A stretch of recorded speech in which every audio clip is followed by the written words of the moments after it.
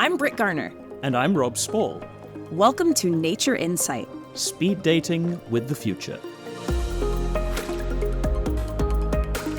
So we're back for our 4th season of the IPBES podcast. This is where we have the chance to offer you backstage passes to the science and policy of biodiversity with unique perspectives from those on the front lines of research and action for nature. Hi there, Brit. Great to be back with you in our virtual studio again. Woohoo!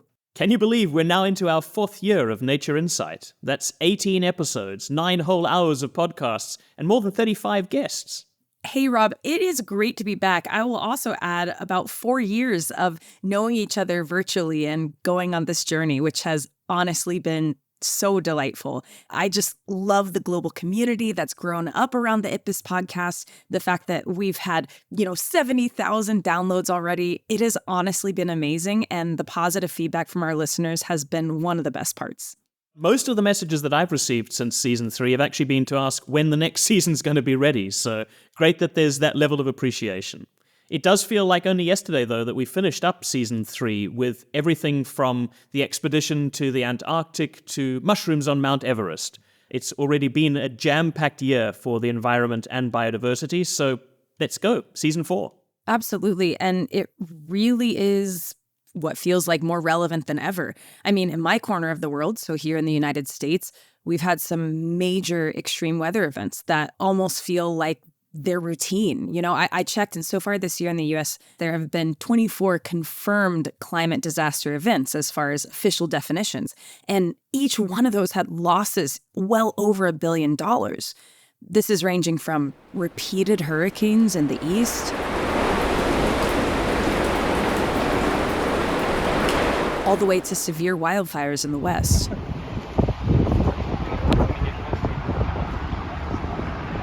It's not just your corner of the world, Brit. Across here in Europe, the picture has been just as bad. Here in Germany and most recently in Spain, we've had terrible floods where we've had months of rainfall in just a few hours or a few days.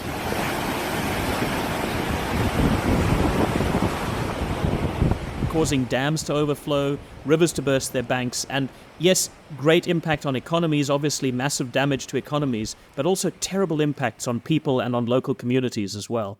So society and the environment continue to be battered in so many ways. Right, and that includes dramatic impacts on biodiversity as well, though sometimes that's less obvious, but can be just as dramatic. Biodiversity, in general, has so many different elements, and we've talked about them here on this podcast. We've talked about species, ecosystems, but there's even genetic diversity as well. And all of these can be degraded over time, with ecosystems of species shrinking and even slowly disappearing. I think many of us know, Brit, almost instinctively, that there's the biodiversity of species, and that's obviously in trouble with so many plant and animal species at risk of extinction. I think we also know that ecosystems, the biodiversity of habitats, are really being degraded faster now than at any point in human history by our own actions. But usually it's only in pub quiz rounds where the third level of biodiversity emerges, genetic diversity. It's often the hardest to spot and perhaps the least well known. Broadly speaking, when we talk about genetic diversity, we're speaking about the variations within species and within populations. Yes, well, I don't like part of my dissertation being boiled down to pub trivia. We really don't think about it that often, but this lack of genetic biodiversity and diversity can cause increased prevalence of genetic mutations, and that can lead to vulnerability across an entire species. And that's even where the number of individuals of plants or animals may be seemingly high. To hear more about this special sort of biodiversity, where it's lacking and what this means in our rapidly changing world, I had the absolute pleasure of speaking to a former advisor and current colleague, Dr. Sean Hoban. He's a tree conservation biologist at the Morton Arboretum in Chicago, USA, and he's particularly focused on the ability of species to adapt to environmental change. He began by giving us some definitions. Genetic diversity is the differences among individuals. So there are differences in size, in function. There's differences such that some individuals can maybe survive in a cold environment, some survive in a hot environment, some will survive in a drought, others in flooding. Some individuals will survive disease, and others will not. That's often due to genetic diversity, and that's based in differences in the DNA. Genetic diversity is really important in changing environments. So having that variation in what different individuals can survive means that the whole population, the whole species, will have a better ability to persist. Right. So if we have no genetic diversity, if we're looking at a population of organisms and they're all the exact same, some kind of disturbance comes in, then what? What do we wind up seeing with low genetic diversity? If you have low or no genetic diversity, none of the individuals might survive. So let's talk about food. I love food. Yup. Really classic example of the importance of genetic diversity is in agriculture. Bananas. There used to be a really common variety called the Gros Michel or the Big Mike. That was devastated by disease in the early 1900s. After that devastation, a new variety has replaced that. It's called the Cavendish. That's been the prominent variety since the 1950s or 60s. Unfortunately, that is what most of the bananas are. So that means that bananas are actually still really vulnerable to another disease epidemic because they all are nearly identical. They all have the same genetic makeup. So they don't have that variation that could help them survive disease. There are bananas grown around the world that are different, but most of the ones you can buy kind of industrially produced in the store, those are all the same. No genetic diversity. So interestingly, we've actually manipulated, in a way, the genetic diversity or lack thereof in many crops. So we've selected for certain traits with the way that we can do plant breeding and crop breeding. But as we select for one trait, you never know what's coming next. And so having multiple pieces and factors and variables for selection to work upon is really what kind of makes evolution churn, lets us get to that next place. Yeah, our agricultural systems are somewhat homogeneous. They have relatively low genetic diversity and are more vulnerable to the coming changes. And Brit, the environment is changing. Spoiler alert. We are in a time of the climate catastrophe, of new invasive species, of pollution, and really crops and all species are going to need genetic diversity like they have never needed it before. This is so silly, but I truly, every time I think of these like massive, huge populations, but they're all clonal, I just go straight Star Wars. And I'm thinking, okay, so hear me out. If all the stormtroopers were bananas, Star Wars would have been very different if they just introduced a fungus that no one was resistant to because they were clonal stormtroopers. And there we are. Exactly. What sort of surprises you most about genetic diversity as someone who studies it really closely? A big surprise, Brit, has been the discovery that genetic diversity not only supports species, but genetic diversity impacts the ecosystem. So picture a stream lined with trees, and those trees are really genetically diverse. That means they are supporting more herbivores, more insects. The more diversity in those plant leaves, in their chemistry, in their leaf fall, will make that ecosystem able to support a greater variety of other species. So the more genetic diversity will actually make the entire ecosystem more diverse and more resilient. So it actually builds up from the DNA level. That's so cool. So we talk about existing genetic diversity. How do we actually get it in the first place?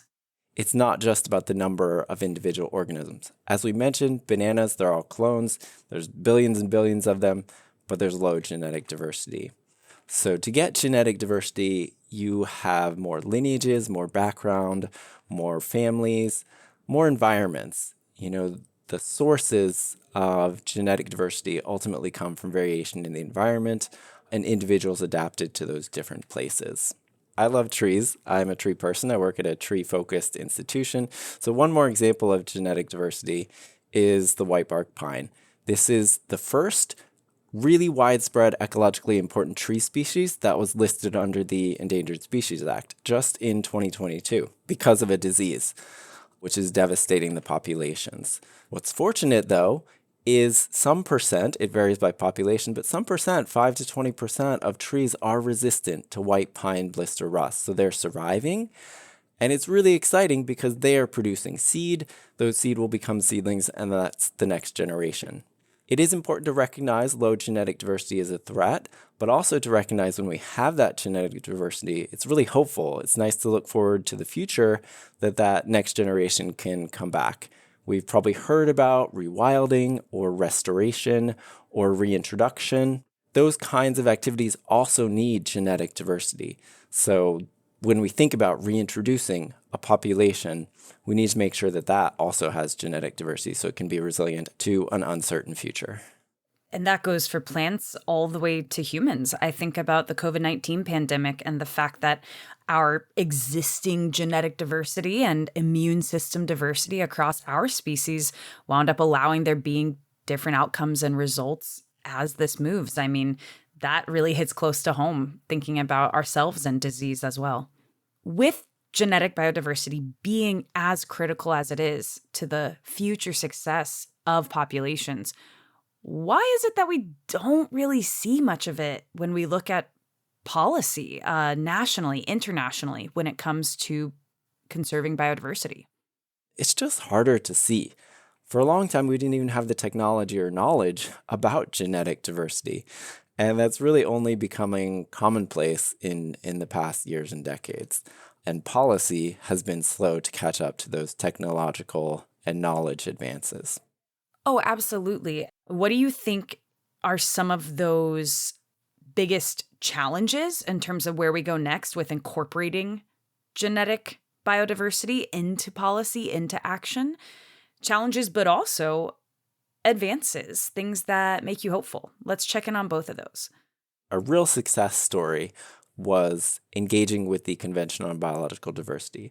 So there were years of negotiation. Myself and my colleagues were really engaging with this process. And I know we made real progress because in that final agreement, you see genetic diversity. So Target 4 of the CBD agreement has some of the language that myself and my colleagues proposed to policymakers around protecting genetic diversity. And that agreement also has a metric. It's called an indicator. It's a measuring device to measure progress towards that commitment. And my team and I, we have done some comments on the IPBES report. So we did some comments early this year on the Nexus assessment, a draft of that. What we did, we went through the Nexus report and identified places where maybe genetic diversity could be highlighted a little bit more. And we also look forward to doing that as the upcoming monitoring assessment develops. And I feel like this is where the challenge piece comes in. How do they implement it? There are so many possibilities here, but what are some that come to your mind?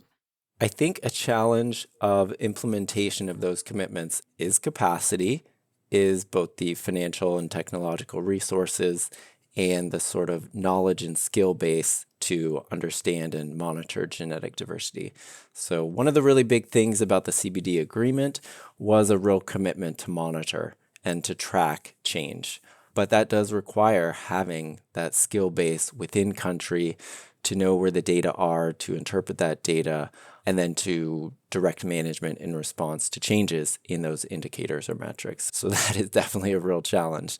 What's exciting is we do have thousands of scientists around the world who are well trained in genetic concepts and tools. Oh, definitely. And it's literal equipment to look at and analyze genetic and even genomic data sets.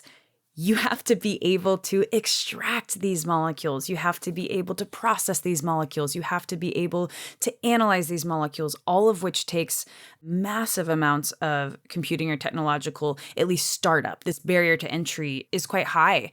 There is a limited number of machines and laboratories and technicians to analyze the DNA. So another thing that my colleagues and I have been working on is, are there ways of understanding the status and threats to a species' genetic diversity without actually having to sequence its DNA? So we have been thinking about, how isolated and reduced our populations. Can we make inference from that just by observing what changes have happened in nature and not actually zooming into the DNA sequencing?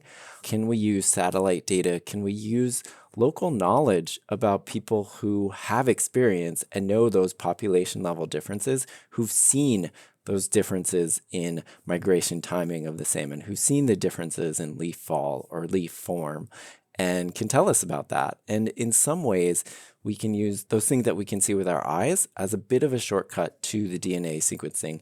And in that way, we can help level the field and make sure that countries around the world are able to monitor and report on the status and threats to genetic diversity.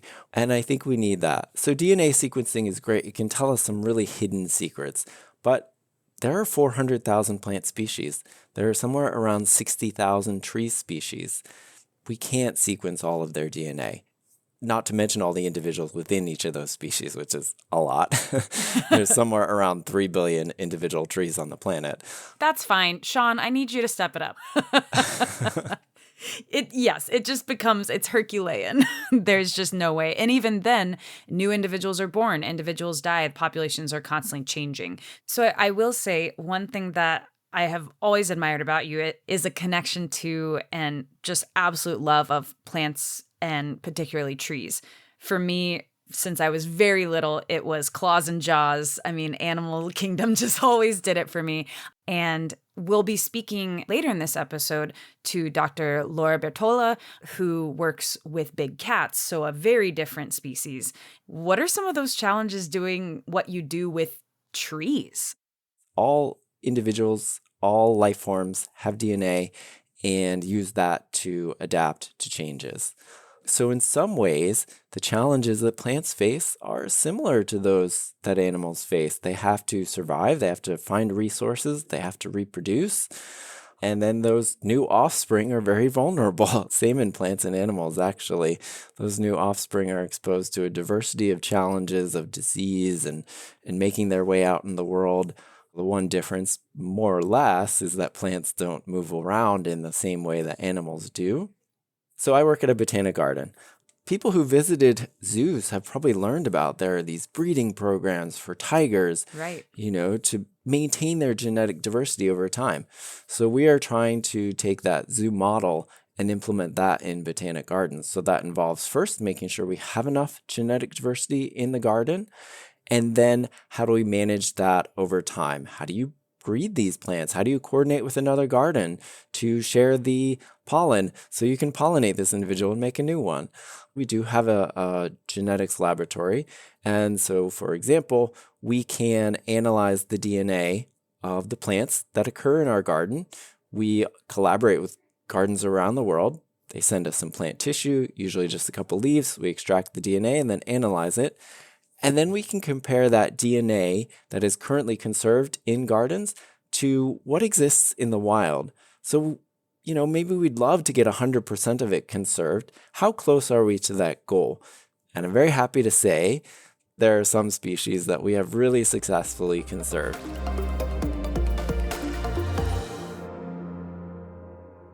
I have to start by saying, though, I loved your Star Wars clones and bananas analogy. And I've got to ask, is it fair to say, I find your lack of potassium disturbing? Oh, boy. Okay, we'll say that it is fair, but also obnoxious. And speaking of obnoxious, let me just put out there, I do recognize for fans out there, the clone troopers versus stormtroopers, we had an entire canon of events there. But in general, I think if that original crop had been exposed, I think we would have had a very different empire. You made the point in the interview, Brit, that the environment obviously is changing and that all species of plants and animals are going to need resilience like never before, and that genetic diversity really seems to hold the key to that resilience.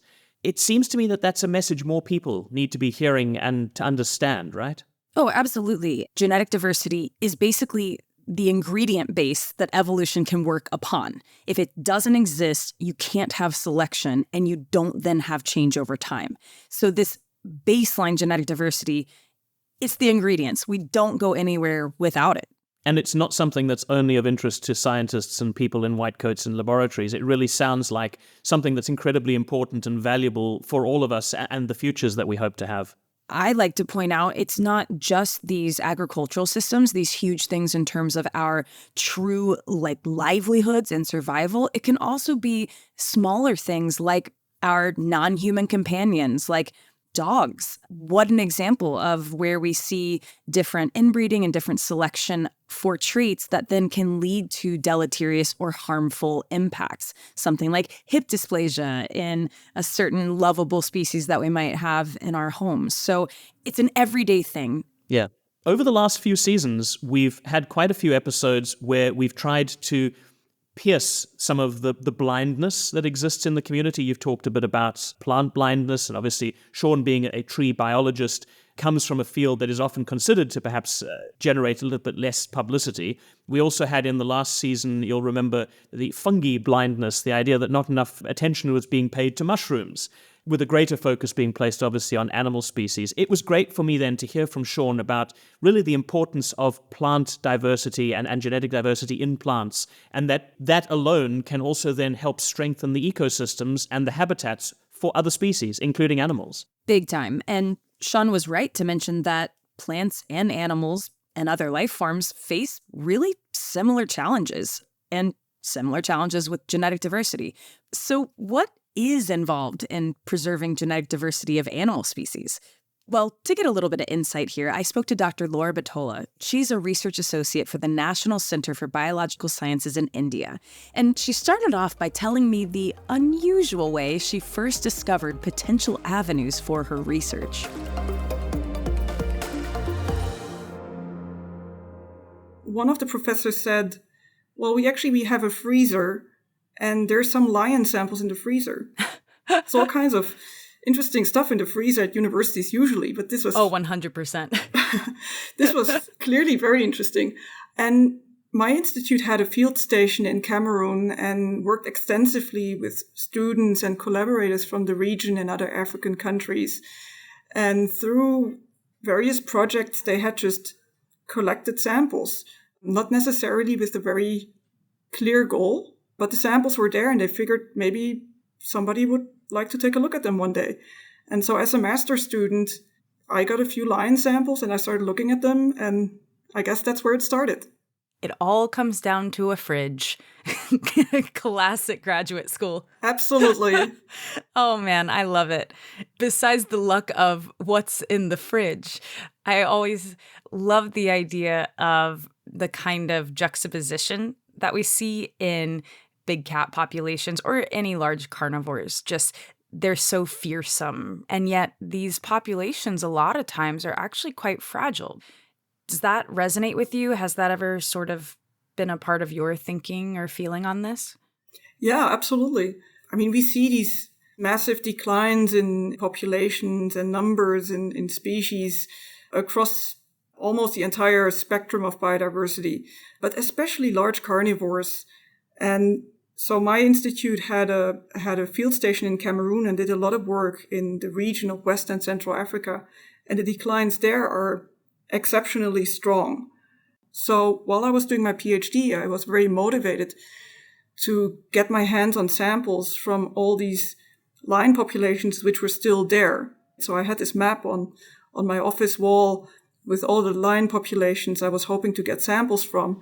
I had collaborators who would go to all these different protected areas and do monitoring. So they would walk and drive and look for spores and put up camera traps, and they would do all these things to come to a kind of like population estimate of the number of lions in that region or in that area.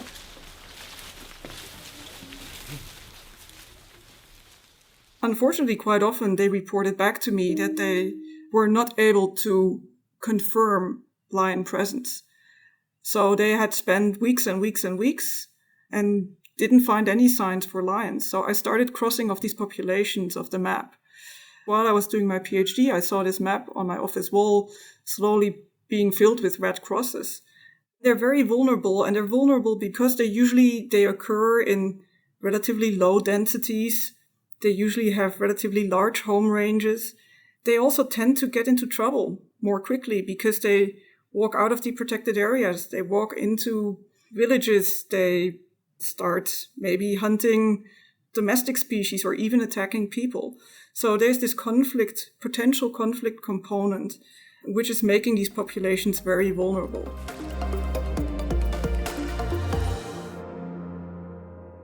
Laura sent us some footage of time she spent in the field in Nepal following another big cat. This is what it sounds like when a tiger gets a little too close to the local population and needed to be sedated and captured. The tiger gets a bit cranky when waking up in a cage, which, fair enough.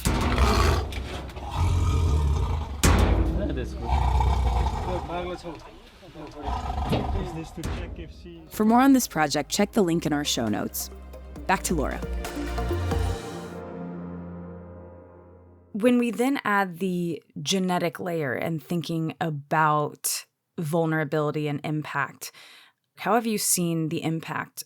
So when thinking of genetic diversity, there's these two different components. The first component is within population diversity.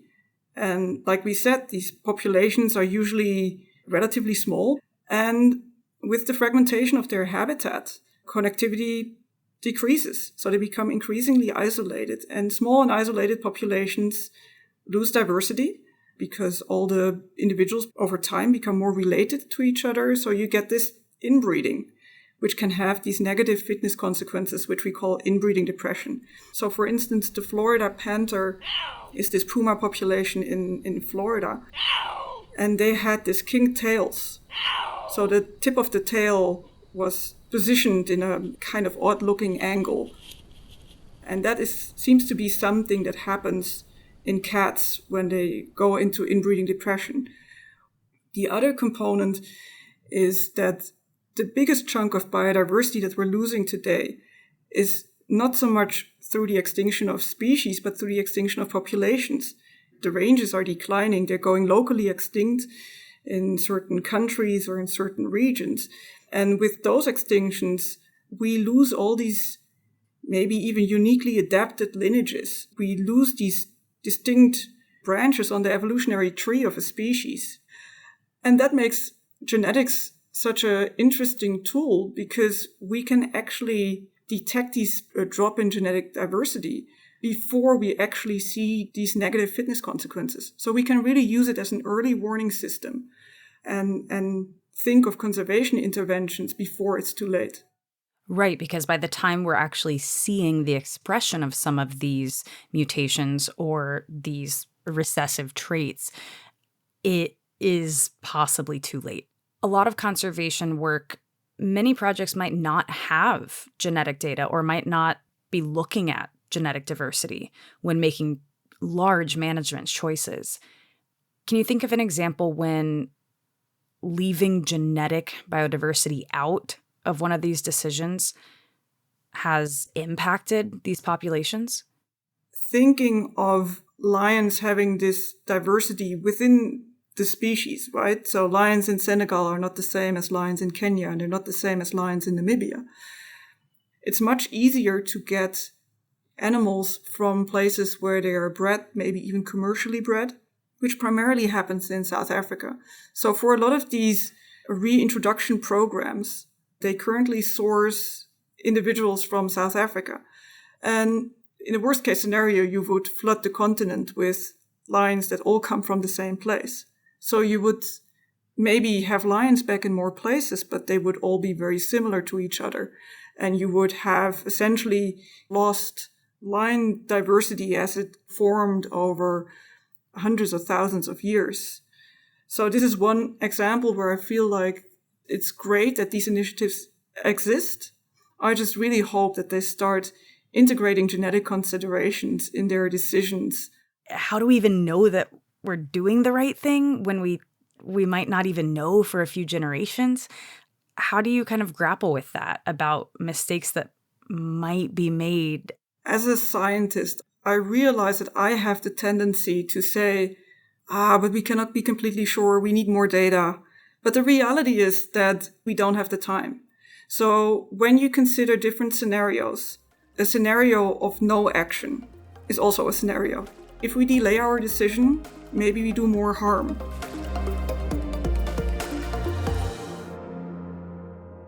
So a call to action there from Laura, that we really need to avoid delays in acting to protect and to promote genetic diversity, because time is running out for so many populations.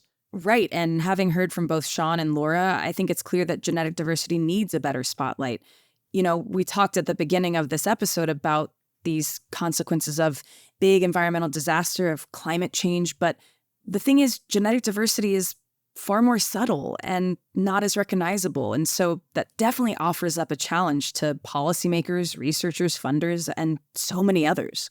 It might be subtle, and it's definitely less well appreciated, but genetic diversity seems to me to be nature's survival kit. It's offering resilience against diseases, against climate change, against potential extinctions. So protecting genetic diversity isn't just about saving DNA for the sake of intellectual curiosity or scientific exploration. It really is safeguarding our planet's adaptability and our own futures in what is an increasingly uncertain world.